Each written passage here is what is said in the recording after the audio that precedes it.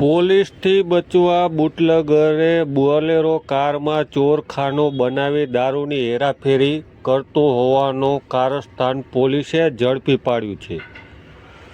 માળિયા પોલીસે બાતમીના આધારે સુરજબારી ચેકપોસ્ટ પાસેથી આ બોલેરો કાર ઝડપી પાડી છે, જેમાં 232 નંગ દારૂની બોટલ, બોલેરો કાર સહિત 5,51,042નો મુદ્દામાલ કબજે કર્યો છે અને મુદ્દામાલ સાથે દશરથ ખાંભલા બનાસકાંઠાનો અને બાબુ રબારી રાજસ્થાનવાળાની મુદ્દામાલ સાથે ધરપકડ કરવામાં આવી છે।